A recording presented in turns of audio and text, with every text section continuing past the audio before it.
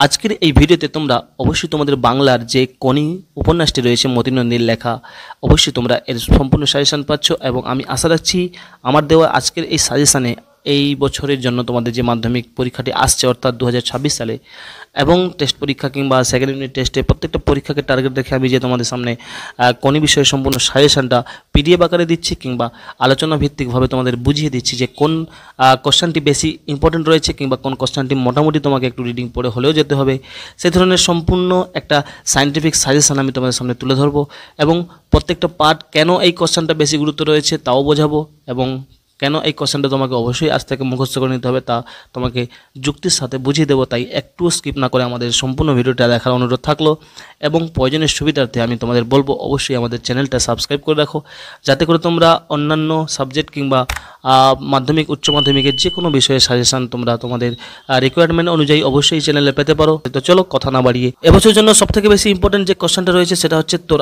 আসল লজ্জা জলে আসল গর্ব জলে।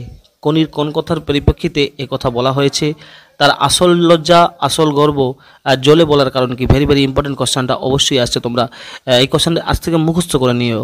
এরপরে কোশ্চেনটা দেখো, এভাবে মেডেল জেতায় কোনো আনন্দ নেই, বক্তা কে তার এমন কথা বলার কারণ কি ছিল? ভেরি ভেরি ইম্পর্টেন্ট কোশ্চেনটা অবশ্যই দেখতে পারো। এবছর আরেকটা কোশ্চেন যেটা তোমরা দেখবে সেটা হচ্ছে কোনি চরিত্রটি আলোচনা করো। ভেরি ভেরি ইম্পর্টেন্ট, এই কোশ্চেনটা আসবেই আসবে। এরপর একটা কোশ্চেন দেখো, আরেকটা দর্জির দোকান ঠিক করেছি, দিনে প্রায় হাফ কেজি মাল হয়, কে কেন দর্জির দোকান ঠিক করেছিল, এই সমস্ত কিছু কারণ কি ছিল?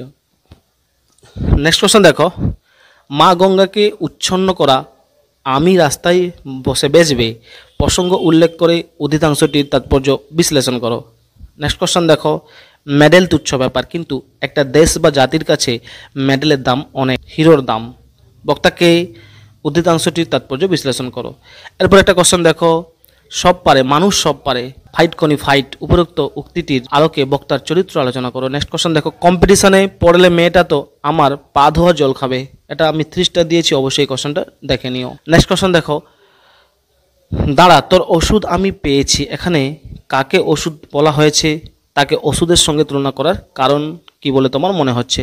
আর নেক্সট কোশ্চেন দেখো, আমি কি ঠিক কাজ করলাম, অ্যাপোলোয় যাওয়া কি উচিত হলো, আমি কে, সে অ্যাপোলোয় কেন গিয়েছিল, অ্যাপোলোয় যাওয়া নিয়ে তার মনে দ্বন্দ্বের কারণ কী ছিল? ভেরি ভেরি ইম্পর্টেন্ট কোশ্চেন, অবশ্যই দেখো। এরপর একটা কোশ্চেন দেখো, গাছে অনেক দূর উঠে গেছি, মই কেড়ে নিলে নামতে পারবো না, গাছে উঠে যাওয়া বলতে কি বোঝানো হয়েছে, এখানে মই করে নেওয়ার প্রসঙ্গ উত্থাপিত কেন হয়েছে? অর্থাৎ ভেরি ভেরি ইম্পর্টেন্ট। আমি তোমাদের সামনে এখানে যে ধরনের কোশ্চেনগুলো তুলে দিচ্ছি, আজ থেকে যথেষ্ট সময় রয়েছে, 6-7 মাস তোমাদের মাধ্যমিক রয়েছে, এখন থেকে এই কয়েকটি কোশ্চেন তোমরা বেশি গুরুত্ব দিয়ে পড়ো। তবে যে কোশ্চেনগুলো আমি তোমাদের বলছি যেটা অবশ্যই মুখস্থ করে যেতে হবে বা একটু হাইলাইটেড কোশ্চেন রয়েছে 30 স্টার দেওয়া, এই ধরনের কথাগুলো যেগুলো বলছি সেই কোশ্চেনগুলো অবশ্যই তোমাকে কিন্তু মুখস্থ করতে হচ্ছে। এবং আমি অবশ্যই প্রত্যেকটি পরীক্ষার আগে, তোমাদের ফাইনাল পরীক্ষা, তোমাদের টেস্ট পরীক্ষা, যে কোনো পরীক্ষার পূর্বে আমি অবশ্যই তোমাদের সামনে কিন্তু বলে দেবো যে এই ধরনের কোশ্চেনগুলো তোমাকে অবশ্যই মুখস্থ করতে হবে। একে একে প্রত্যেকটা পার্ট দেখতে থাকো। এরপর একটা কোশ্চেন দেখো, কাজ করে বরখাস্ত হলে 40টা টাকা থেকে তাদের সংসার বঞ্চিত হবে, কোন কাজের কথা বলা হয়েছে,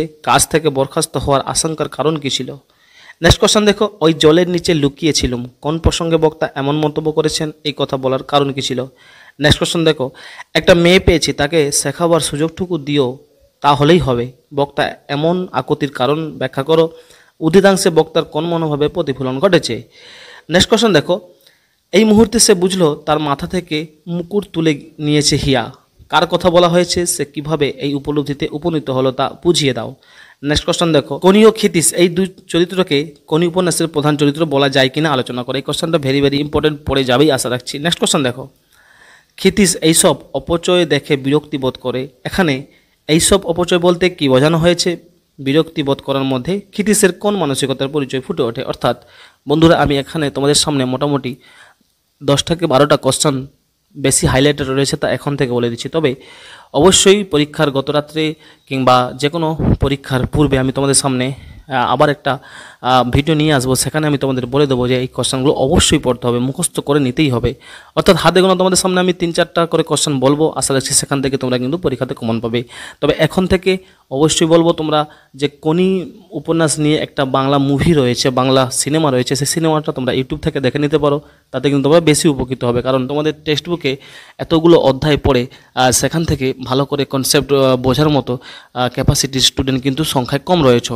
তোমাদের মধ্যে সেই ধৈর্য নেই, সেই সাধনা নেই, তাই তোমরা অনেক সাধারণ মানের স্টুডেন্ট রয়েছে যারা এত বড় টেক্সটটা পড়তে চাইবো না। তাই আমি তোমাদের বলবো 2 থেকে আড়াই ঘন্টার মধ্যে যে একটা মুভি রয়েছে বাংলা মুভি, তোমরা সরাসরি গিয়ে ইউটিউবের সার্চ বাটনে সার্চ করো, কোনি বাংলা মুভি বলে লেখে, তোমরা বাংলা মুভিটা দেখা কমপ্লিট করো। তাতে কি হবে, তোমরা কিন্তু বেশি উপকৃত হবে। কারণ তার মধ্যে তোমরা কিন্তু একটা ভালো কনসেপ্ট পেয়ে যাবে। যে কোনো একটা ঘটনা, যে কোনো একটা লাইন নিয়ে যদি কোশ্চেন তোলা থাকে, তাহলে সেই লাইনটা মোটামুটি বুঝতে পারবে যে কে কাকে বলেছিল, কী উদ্দেশ্যে বলেছিল, এই প্রসঙ্গটাই বেশি আসে। আর আমরা অবশ্যই তোমাদের সামনে যে ধরনের কোশ্চেনগুলোকে হাইলাইটেড বলেছি বা 3 স্টার দিয়েছি, সে কোশ্চেনটা অবশ্যই মুখস্থ করো। ওর বাইরে কোশ্চেন হচ্ছে না, যদি এক একটা কোশ্চেন বাইরে থেকে চলে আসে তাহলেও সেই কিন্তু লাইন তোলা কোশ্চেন আসবে। যে লাইন তোলা কোশ্চেনগুলো তোমরা যদি মুভিটা ভালো করে দেখে নাও, সিনেমাটা ভালো করে দেখে নিলে, সেখান থেকে তোমরা কিন্তু একটা আইডিয়া পেয়ে যাবে। তোমাদের যে টেক্সট রয়েছে সেই টেক্সটটাও খুঁটিয়ে পড়তে পারো, অর্থাৎ মুভিও দেখতে হবে, টেক্সটটাকেও খুঁটিয়ে পড়তে হবে। তাহলে কিন্তু কোনি থেকে যে 2টো 5 মার্কসের করতে হয়, সেই 2টো 5 মার্কস করে মোটামুটি 10 নাম্বার তোমরা তোমাদের মাধ্যমিক কিংবা টেস্ট পরীক্ষাতে অবশ্যই পেতে পারবে।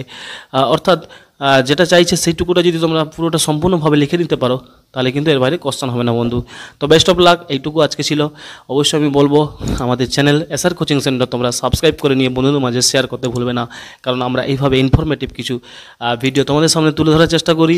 মাধ্যমিক কিংবা উচ্চ মাধ্যমিক কিংবা হায়ার এডুকেশনের তোমাদের অ্যাকর্ডিং টু রিকোয়ারমেন্ট আমি চেষ্টা করি তোমাদের সামনে বিভিন্ন পার্ট তুলে ধরার। তো বেস্ট অফ লাক, ভালো থেকো, সুস্থ থেকো। আজকে আর নয়, আসছি অন্য দিন অন্য কোনো একটা ভিডিও নিয়ে। ধন্যবাদ।